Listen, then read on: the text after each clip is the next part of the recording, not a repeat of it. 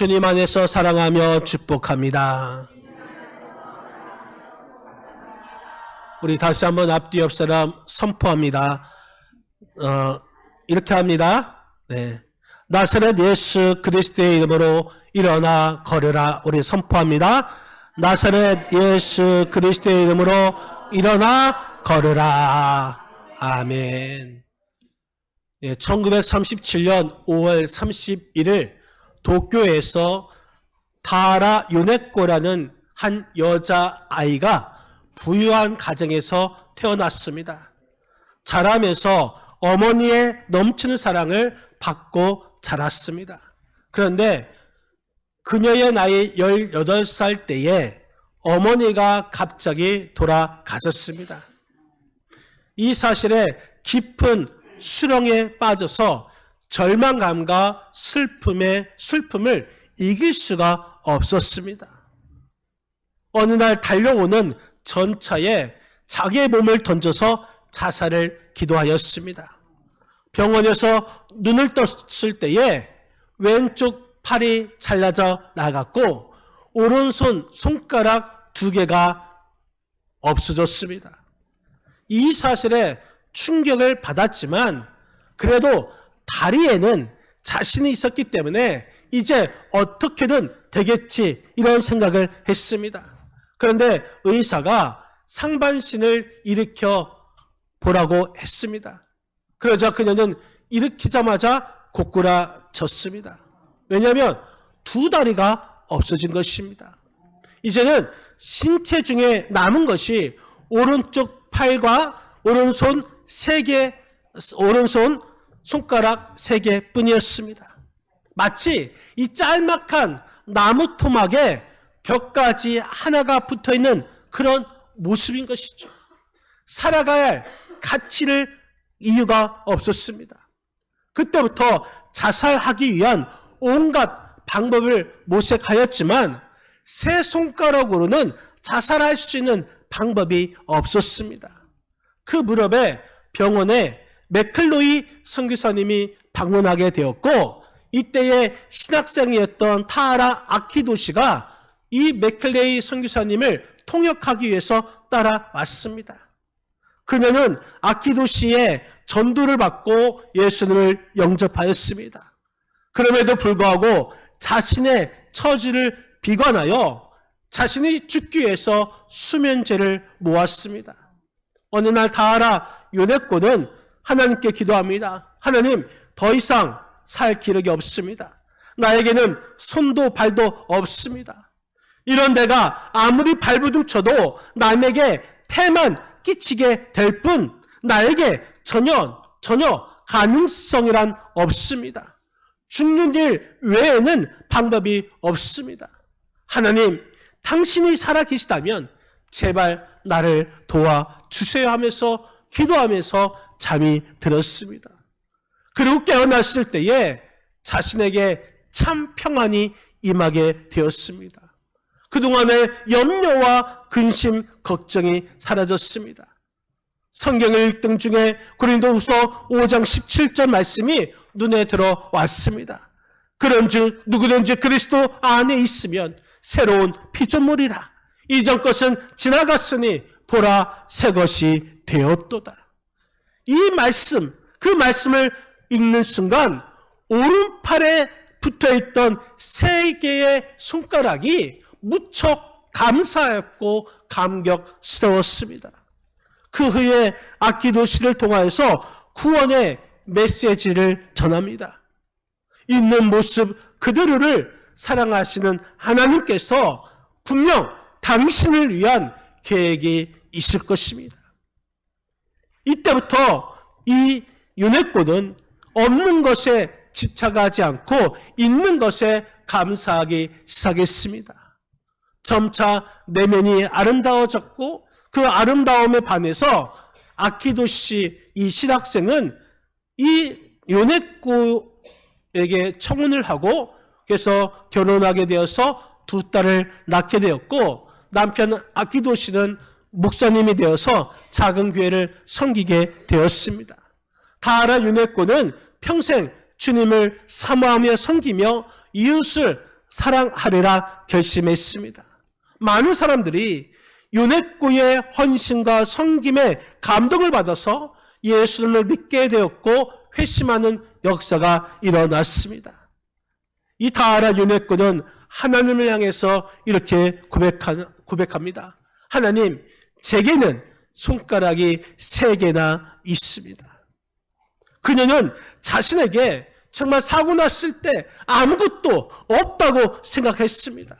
그러나 예수님을 만나고 모든 근심에서 벗어났을 때에 그는 주님께, 주님, 무려 나에게는 3개의 손가락이 있습니다 라고 감사가 넘치는 말을 고백한 것입니다.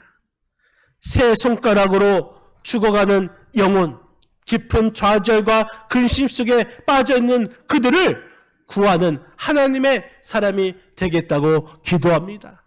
다하라 유네코는 놀라운 기적을 이루며 살아가는 존재가 되었습니다. 한번 사진을 보시겠습니다. 이 다하라 유네코는 자신의 삶을 기록한 산다는 것이 황홀하다라는 이 책을 썼습니다. 그래서 무려 150만 부가 팔리게 되었고 베스트셀러가 되었습니다. 다하라 유네코, 모든 것을 잃었지만 손가락 3개뿐이었지만 그것을 가지고 하나님의 일을 하니까 하나님께서 크게 역사하여 주신 줄 여러분 믿으시기를 바랍니다. 오늘 본문에 있는 말씀도 그렇습니다.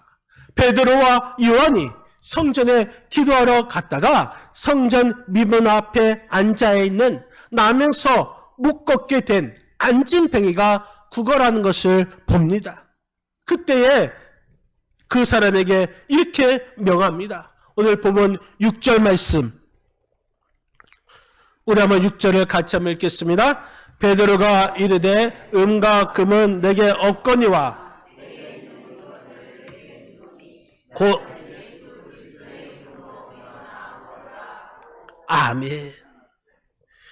내게 있는 이것을 내게 주노니 나사렛 예수 그리스도의 이름으로 일어나 걸으라 하면서 그 사람의 손을 잡고 일으키니 그 사람이 일어나 걷기도 하고 뛰기도 하며 성전에 들어가 하나님을 찬송하는 놀라운 기적이 일어나는 장면이 오늘 본문에 있는 말씀인 것입니다. 오늘 말씀 가운데 베드로가 내게 있는 이것을 내게 주노니 이렇게 말합니다. 베드로는 내게 있는 것으로 나면서 못 걷는 그 사람을 걷게 했습니다. 베드로와 요한에게 있었던 그것이 바로 오늘날 우리에게 있다면 우리를 또 베드로와 요한처럼 능력 있는 믿음의 삶을 살게 되는 줄 여러분 믿으시기를 바랍니다. 그렇다면 베드로와 요한에게는 과연 무엇을 가지고 있었습니까? 그들은 먼저 규칙적인 기도의 시간이 있었습니다. 오늘 보면 1절 말씀 같이 한번 읽겠습니다. 제9시 기도 시간에 베드로와 요한이 성전에 올라갈새. 제9시 기도 시간, 이 시간은 오늘날 우리나라 시간으로는 오후 3시를 말합니다. 이 기도 시간, 유대인들은 구별돼서 정해놓은 기도 시간이 있다는 것입니다. 베드로를 비롯하여서 예루살렘의 그리스도인들은 유대교의 전통대로 정한 기도 시간이 있었습니다. 그 기도 시간에 규칙대로 성전에 올라가서 기도했습니다. 여러분, 규칙적인 기도는 기적의 통로가 됩니다. 기도는 하나님과의 영적인 대화이고 영적인 호흡이기 때문에 우리가 규칙적으로 기도하면 능력 있는 삶을 살게 되는 줄 믿으시기를 바랍니다. 그렇기 때문에 우리는 문제가 있을 때만 기도하는 것이 아니라 우리의 기도가 생활화되어야 하는 것입니다. 사람 앞에서 기도하는 모습을 보여주는 그런 기도가 아니라 우리가 매일매일 규칙적인 기도 생활을 통하여서 하나님의 권능 안에 살고 기적을 일으키는 우리 믿음의 권속들이 다 되시기를 주님의 이름으로 간절히 축원드립니다. 여러분, 이천석 목사님 혹시 아실까요? 하늘산 기도원 원장님이시죠. 이분이 어느 한 번은 기도원에서 기도하고 이제 버스 타고 가다가 버스 안에서 다리를 절어서 목발을 짚고 있는 사람을 보게 됩니다.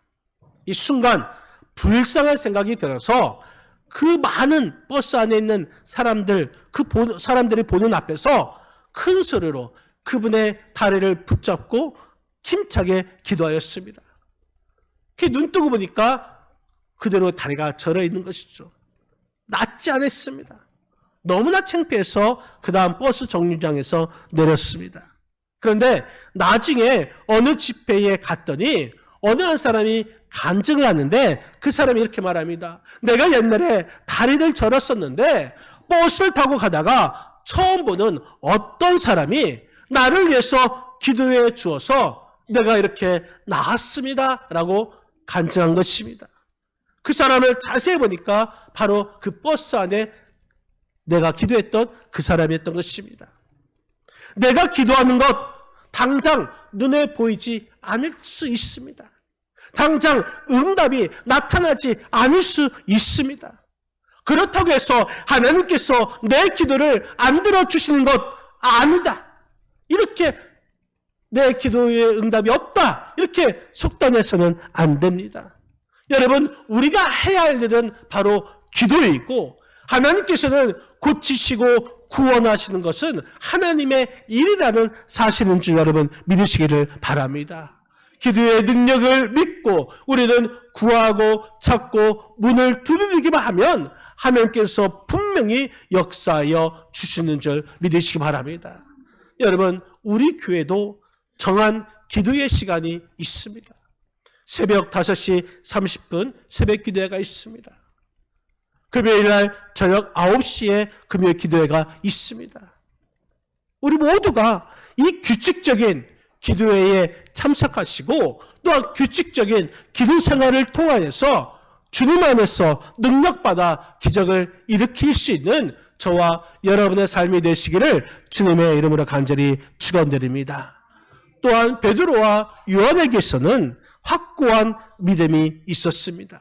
오늘 본문 4절 말씀이죠. 4절 말씀 같이 한번 읽겠습니다. 베드로가 아멘. 우리를 보라. 여러분, 이 말은 우리가 가진 하나님의 섬기는 믿음을 보라는 의미인 것입니다. 베드로와 요한이 가지고 있는 그 믿음을 나타내고 있는 것입니다. 그들에게는 믿음의 권세가 있었기 때문에 누구 앞에서나 당당할 수 있었습니다. 마찬가지로 우리 그리스도인들은 하나님을 믿지 않는 그 자들에게 우리를 보라 이렇게 자신 있게 말할 수 있는 믿음을 가져야 하는 것입니다. 허드슨 테일러 선교사님이 중요한 선교 원칙이 있습니다. 그 선교 원칙은 믿음 선교였습니다. 말 그대로 모든 것을 하나님께 맡기는 믿음이었습니다. 선교하는 데 있어서 어려움이 있을 수 있습니다. 그러나 사람에게 도움을 요청하지 않았고 또 도와달라고 편지도 쓰지 않았습니다. 이 허드슨 테일러 선교사님은 하나님께서 나를 이곳에 보냈었으니 나의 필요를 채워주실 것이라는 그 믿음으로 살았습니다. 기적적으로 그 믿음대로 공급이 계속되었습니다. 테일러 선교사님은 얼마나 믿음 사역에 철저했는지 보여주는 한 이야기가 있습니다. 병원에서 조수로 일을 하게 되었는데 이 병원장에게는 월급날을 자주 잊어버리는 증세가 있어서 병원장이 이 테일러 선교사님에게 월급날이 되면 꼭 내게 말하라. 그렇지 않으면 월급을 못 줄 수도 있다라고 당부했습니다. 그런데 이 테일러 선교사님은 월급날이 되어도 원장에게 말하지 않는 것입니다. 대신에 하나님께서 그 원장을 월급날 잊어버리지 않도록 깨우쳐 주도록 기도하였습니다. 어찌 보면 한편으로는 고지식한 면도 있습니다. 아니, 말하라고 했으면 말하면 될 텐데 그렇게 하지 않는 것입니다. 그 이유는 하나님께서 나를 보내주셨으니 하나님께서 채워주실 것이라는 확고한 믿음이 있었기 때문 것입니다. 테일러 선교사님은 이런 확고한 믿음으로 하나님만 의지했습니다. 여러분, 저에게도 이러한 믿음이 있습니다. 저는 여러분들에게 직설적으로 말하지 못합니다. 싫은 소리 여러분 말을 못합니다. 그래서 제가 기도하기는 하나님, 제가 돌려 말해도 우리 성도님들이 깨달을 수 있는 그 지혜를 달라고 기도하고 있습니다. 여러분, 확고한 믿음, 그 믿음은 기적을 불러옵니다. 확고한 믿음은 하나님께서 기적을 주시는 줄 믿으시기를 바랍니다. 사도 바울은 내가 예수 안에 있으면 어떤 형편에 처한다 할지라도 만족한다고 고백하는 확고한 믿음의 사람이었습니다.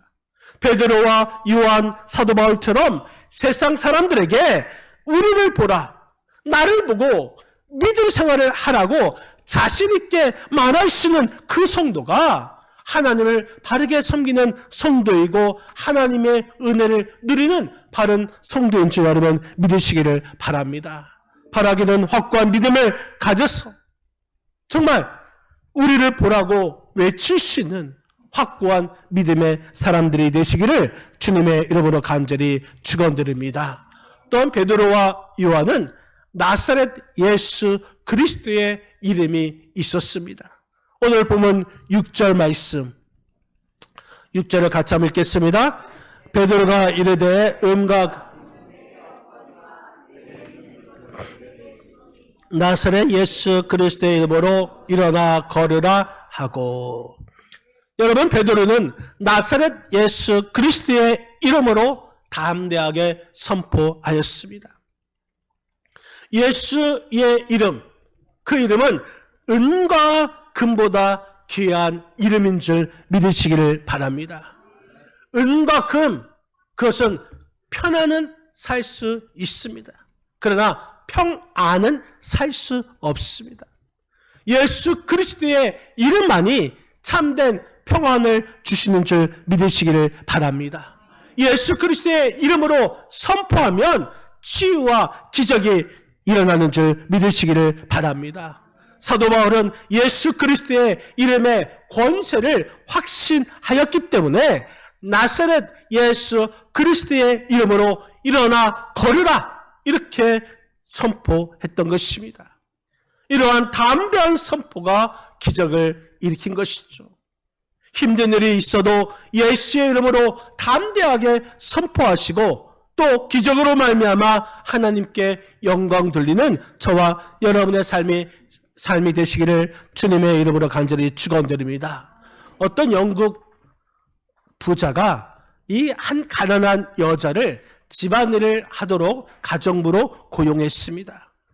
이 여인은 20년 동안 충성되게 이 부자 집에서 일을 도왔습니다. 세월이 지나서 부자가 이제 세상을 떠나게 되었고, 떠나기 직전에 그 가난한 가정부를 불러서 그동안의 노고를 치하하면서 종이 한 장을 꺼내서 몇 자 적어서 그 여인의 손에 쥐어 주었습니다. 이 여인은 그것을 받고 런던 변두리에 있는 아주 작은 오두막 자기 집에 살고 있었을 때에 그 주인 부자가 준 종이를 벽에다가 앞핀으로 꽂아놓고 계속해서 가난하게 살았습니다. 그러던 어느 날 이 여인이 병들어서 자리에 눕게 되었습니다. 이때에 스펄전 목사님이 이 병문안을 와서 예배를 드렸는데, 예배 드리고 난 후에 스펄전 목사님이 일어서다가 무심코 벽에 있는 그 쪽지를 보게 됩니다. 그 쪽지를 보니까 엄청난 액수의 수표가 적혀 있었습니다. 목사님이 이 여인에게 말합니다. 부인, 글을 읽을 줄 모르십니까? 네, 저는 글을 배운 적이 없어서 읽을 줄 모릅니다. 부인, 이 수표는 엄청난 액수의 수표입니다. 진작 이 수표를 사용했다면 궁핍한 생활을 하지 않았을 것이고, 이 돈이면 런던 중심의 제일 좋은 집도 살 수 있는 큰 액수의 돈입니다. 여러분, 그렇습니다. 우리도 내 안에 예수의 이름의 가치를 모르고 무기력하게 살아가고 있지는 않고 있는지 우리의 삶을 되돌아보시길 바랍니다. 여러분, 예수 그리스도의 이름은 능력이 되는 줄 믿으시기를 바랍니다. 예수 그리스도의 이름은 생명이 되고 우리의 구원이 되심을 믿으시기를 바랍니다. 이런 가치가 있음에도 불구하고 우리는 그것을 활용하지 않습니다. 쓰지 않습니다. 오늘 베드로는 이 예수 그리스도의 이름에 의지하면서 안진뱅이를 향하여 외칩니다. 내게 있는 이것을 나사렛 예수 그리스도의 이름으로 일어나 걸으라. 예수 그리스도의 이름을 신뢰하지 않는다면 그 어떤 변화도 일어나지 않을 것입니다. 그러나 사도 베드로는 예수 그리스도의 이름을 철저히 신뢰하면서 안진뱅이의 오른손을 잡고 일으켰더니 그 안진뱅이가 일어나는 기적이 일어난 줄 여러분 믿으시기를 바랍니다. 우리를 또 불쌍한 영혼의 고통을 예수의 이름으로 어루만질 때 기적은 일어나게 될 것입니다. 나사렛 예수 그리스도의 이름에는 기적이 있기 때문 것입니다. 여러분, 세상의 것 다 가지려고 애쓰지 마시기 바랍니다. 아무리 많은 것을 가졌다 할지라도 내게 필요한 것, 정작 필요한 것을 갖지 못한다면 그는 실패자인 것입니다. 우리에게 다 없어도 단 한 가지, 우리 안에 예수, 그 예수를 소유하시기를 주님의 이름으로 간절히 축원드립니다. 여러분들은 과연 예수의 이름을 소유하고 계십니까? 예수의 이름을 소유한 자마다, 가는 곳마다 기적이 일어납니다. 예수님을 소유하고 가는 곳마다 상처가 치유받는 놀라운 역사가 일어나게 되는 줄 믿으시기 바랍니다. 예수의 이름을 가지고 가는 곳마다 그곳은 화해가 이루어지게 될 것입니다. 예수의 이름을 가지고 가는 곳마다 오른손을 잡아 일으키는 믿음의 행위가 일어난 것입니다. 여러분, 이 시간에 주님 앞에 내가 지금 가진 것이 무엇인가 한번 우리의 삶을 되돌아보시기를 바랍니다. 베드로와 요한은 자기에게 있는 예수 그리스도가 건강보다 소중하고 물질보다 소중하고 명예보다 소중하고 자신의 생명보다 소중함을 알게 됩니다. 여러분의 모습은 과연 어떤 신앙생활을 하고 있습니까? 그냥 교회만 왔다 갔다 하는 시계추 같은 신앙생활을 하고 있습니까? 아니면 성전 밖에 나가서 세상 사람과 별반 다를 게 없는 형식적인 신앙생활을 하고 있습니까? 우리가 조금 전에 불렀던 주 예수보다 더 귀한 것은 없네.